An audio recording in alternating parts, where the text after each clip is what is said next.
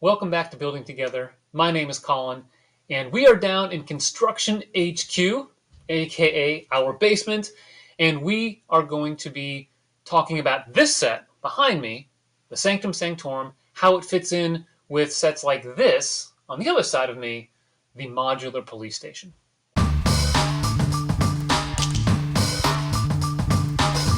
All right, so before we get into some of the comparisons and determine how well it fits in with modulars, we want to provide a couple of ground rules for modular buildings. First, all the modular buildings have 1x2 Technic bricks, 9 studs from the front and 9 studs from the back, which allow them to connect. The second thing that we see is there's a lot of detail across all exterior levels, and since the 2008's Greengrocer, details on the interior as well. And third, all modular buildings, when they come up to the edge of a base plate, need to be flat. That way they can actually fit together with other buildings and not bump into them before the connection point can happen. So let's take a look at the Sanctum Sanctorum and how it fits those ground rules.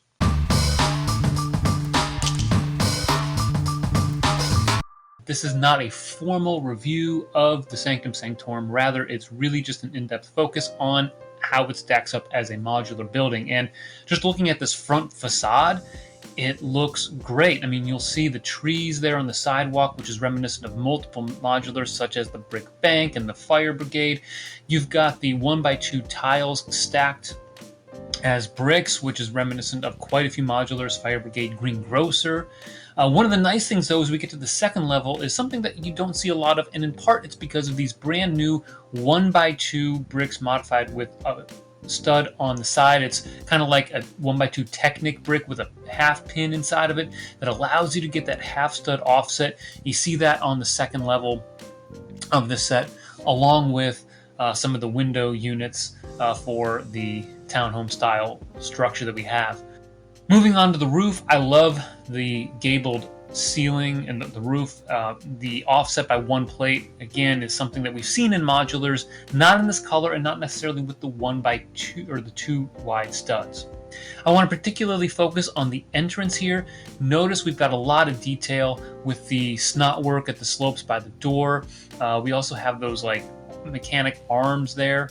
The corner of the building, one of the hardest things to figure out is the corner, and they do a fantastic job with that here, especially looking at the whole first level, that base of the stone. I think it looks great, and you can see it continues from the main part of the facade all the way around to the side. One of the interesting building techniques looking at just this first level is the asymmetry. Obviously, it's shorter on this side here on the right than it is on the left, and so that allows you to maybe do some different spacing of the windows, which I think is a neat approach, and that carries up to the second floor. You'll notice that on the left-hand side of the second floor here, we don't have the windows aligned with the first level. However, the windows on the right are aligned with the main door, and I think that's a nice touch. I'd like to say we've got the archway above these windows on the second level, and I think that looks really nice. Notice how they have the snot work with the tiles, and that allows that arch to work really nicely. And above that, they have the 1x4 bow slope that also helps carry that the arch architecture all the way to the top of that level. One of the things that stands out in terms of building techniques here, which I think falls in line with modular buildings, is the roof corner. As I mentioned earlier, corners are tough to build in modulars, and it's hard to make something that's really unique. This set does that. You have 3 different techniques for executing the corner on the first, the second, and at the roof level. And we see here clearly the roof level uses these wedge slopes, and as we're panning here to the other side, you can see how they stack those up, and it looks pretty effective. Is it the greatest? I don't know, but it's something that you would definitely see in a modular, and I think it's effective enough to carry out the architecture style. You can't see the second floor corner too well here, but it's a technique that is not uncommon for corner. It's kind of a freestanding wall that's connected at the very bottom and at the top, so not along the sides. But it's strong, it's sturdy, and it works pretty well. They have the new 1x1 triangle top pieces there along the side to help with the corner. Now, one of the things that we talk about in our 3 elements to a modular building is being able to have the side of a building flush up against another side. To do that in this one, you would need to flip around this part where it removes from the wall and just turn it around, and it looks great. It works just fine, and honestly, when you look at modular buildings, even the sides of this, in this right here, we're looking at the alleyway, you don't see a lot of uniformity in color and call outs to different Avengers and Marvel movies, so you can definitely look those up, and there are other videos out there about that. I like the AC units, although I'm kind of confused as to why they're there. Obviously, it's for a play feature for this set that allows you to slide the different parts of the world in the interior of the Sanctum Sanctorum. But this, with the alleyway, allows you to have stuff coming out from the wall. And at the top here, we have a section where you can put the cape and on the interior, so that has it bulge out from the exterior. But again, you have that room because of the alleyway.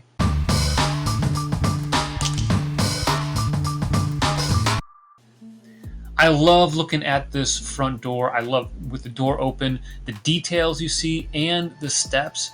And as we start looking at the interior of the building, I gotta say there's a fantastic amount of detail. Obviously, much of this is related to some of the movies that have come out, but just in general, looking at it from the perspective of modular, I think a lot of them are great. The clock fits in nicely. The chair in the corner next to the fireplace is a cozy little situation. You've got artwork on the walls. I like the world map, and it has the 3 sanctums highlighted in their locations on the map. I like the banister for the stairs. I'm not a huge fan of the stairs. I love what they did in the police station for the modular there, but it's still a pretty good staircase with a landing and then split stairs going up to the second level. I want to shout out, though, to the tiling on the floor. I think it looks great, and I love the fact that they continued this tradition along with other modulars where you have the first floor tiled off. One of the interesting things of this set, of course, is you have a lot of Easter eggs for the movies tucked away in various spots, like x-rays of Doctor Strange's hands, maybe some travel brochures from all the places that he goes to try to get help for fixing his hands. But this isn't exactly uncommon in even modular buildings. In the Greengrocer, there's a rat that is hidden in one of the corners.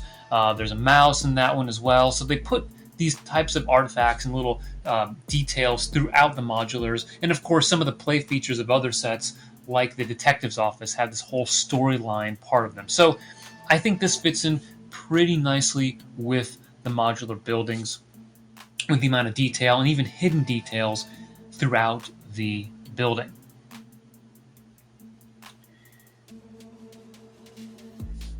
One thing that's interesting is you do have this removable platform for the landing. It allows you to access the kitchen that's underneath through the secondary entrance.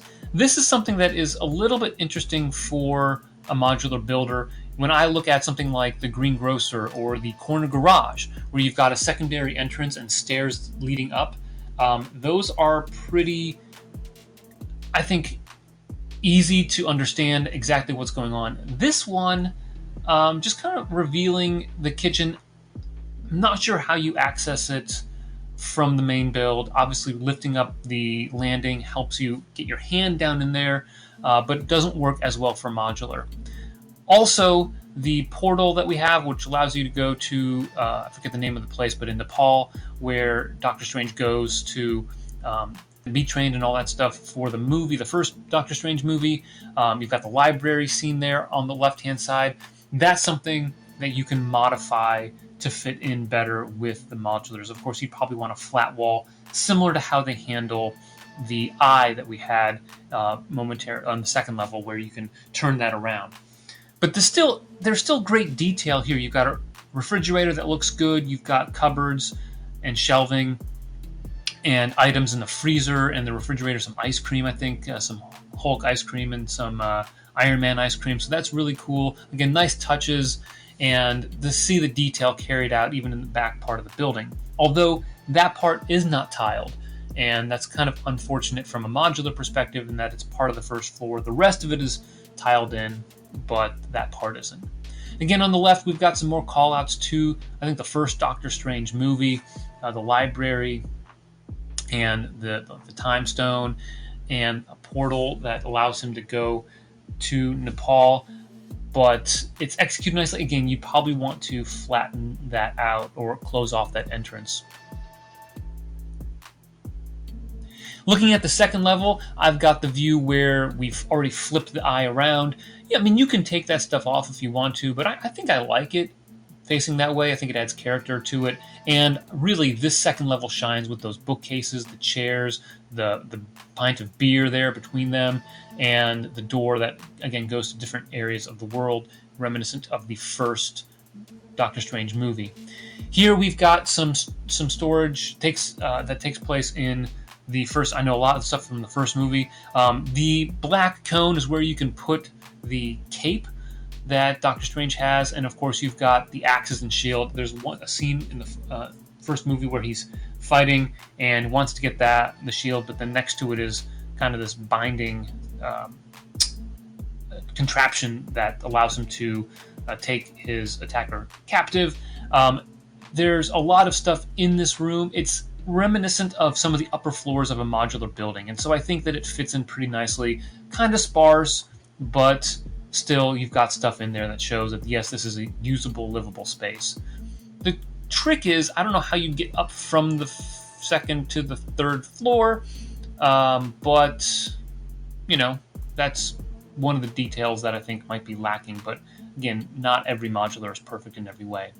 On the roof, we have, I think, a level of detail similar to the modulars. I really like the 1x4 modified plates with those grills on them, almost like where gears can grab on for technique. Those look really nice. You've got a rooftop garden, which you see in other modular or even modular inspired buildings, such as the Friends Main Street set. So some really good details on the roof as well. All right, let's kick it back to Construction HQ.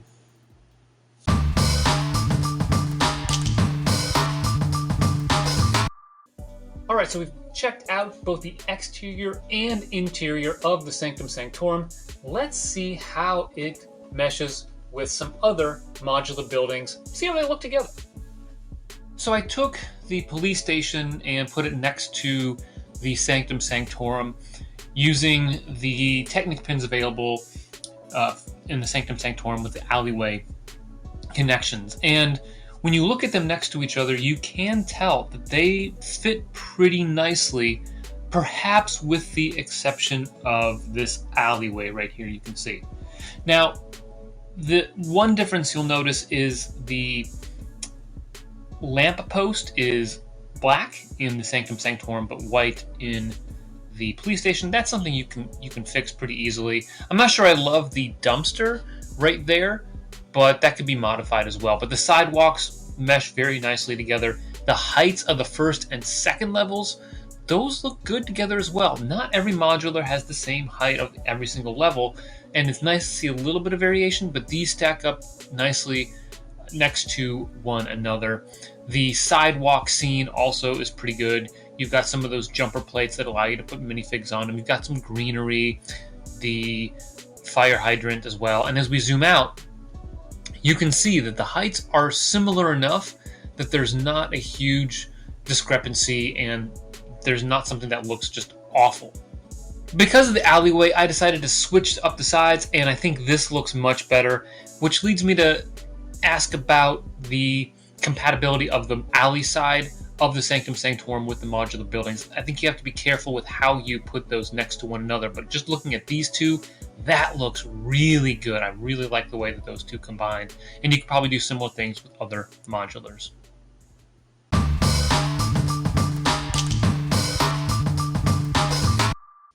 So we are left with just one last question to answer. Does the Sanctum Sanctorum match up with the other modular buildings?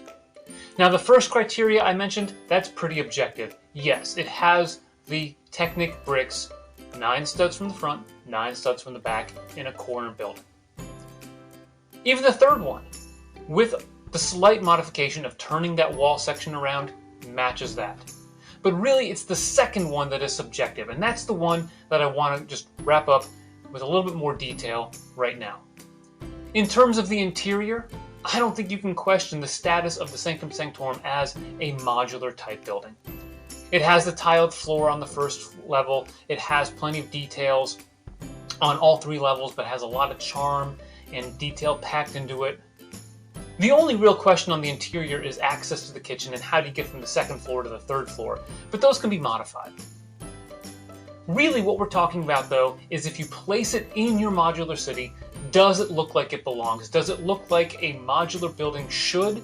And does it blend in pretty well? Perhaps that's one reason why I'm not a huge fan of the Daily Bugle. It's too big for my modular city. It's a great set, I think, but not exactly one for my city. This one is different. This one has great building techniques with a lot of detail from the exterior on the 1st level to the 2nd level, all the way to the roof.